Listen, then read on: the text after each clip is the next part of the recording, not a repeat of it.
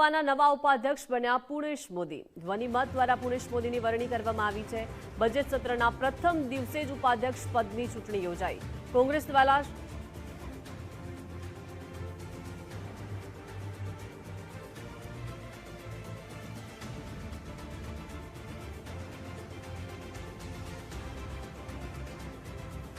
વિધાનસભાના નવા ઉપાધ્યક્ષ બન્યા છે પૂર્ણેશભાઈ મોદી। પૂર્ણેશભાઈ આપણી સાથે છે। પૂર્ણેશભાઈ, સૌથી પહેલા તો અભિનંદન વિધાનસભાના નવા ઉપાધ્યક્ષ બનવા બદલ। કઈ રીતે આ પદને આપ જોઈ રહ્યા છો?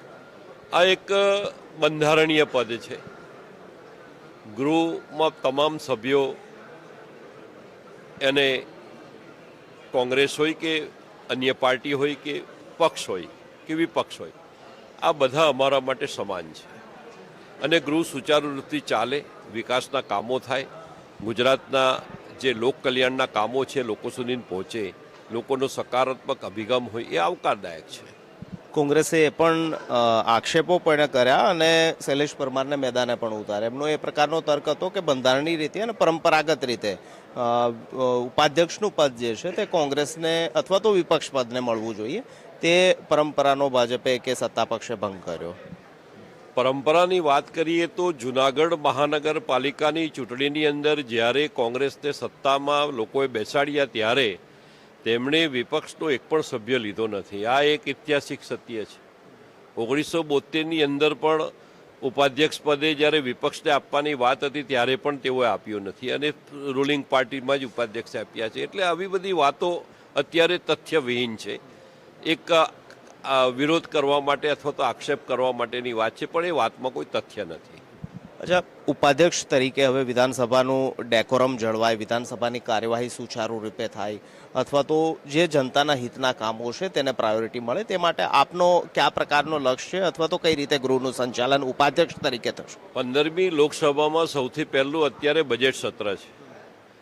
બજેટ સત્ર કેન્દ્ર સરકારનું પણ બહાર પડ્યું છે અને ગુજરાત સરકારનું બજેટ હવે 18 તારીખથી શરૂઆત થશે। આ બજેટ લોકોનો જીવનમાં બદલાવ લાવશે, લોકોના આર્થિક સુખાકારી અને લોકોનો જીવનની અનેક પ્રકારની સુખ સમૃદ્ધિ વધે, એ પ્રકારની આખી જ્યારે વાત હોય ત્યારે આ બજેટ સત્રની અંદર જે સકારાત્મક અભિગમ લોકો અપનાવે, બધા જ સાથે મળીને આ ગૃહને આપણે ગુજરાતને ક્યાં લઈ જવું છે એ દિશામાં આપણે સૌ સાથે મળીને આગળ વધીશું। પુણેશભાઈ, છેલ્લો પ્રશ્ન।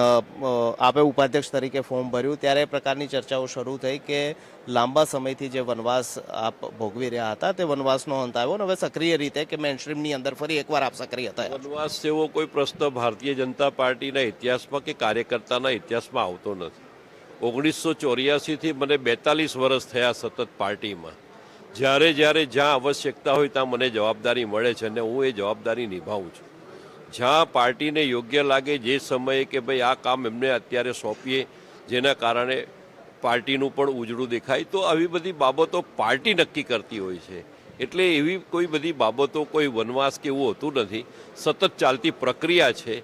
અનેક પદ, સુરત મહાનગરપાલિકાના શાસક પક્ષના નેતા તરીકે, સુરત મહાનગરના અધ્યક્ષ તરીકે, 3 ટર્મથી વિધાનસભા ધારાસભ્ય તરીકે, કેબિનેટ મંત્રી તરીકે, સંસદીય સચિવ તરીકે અનેક મને જવાબદારીઓ મળી છે આટલા લાંબા। એટલે આવું કંઈ આવતું જ નથી, સમયે બધું થતું હોય છે।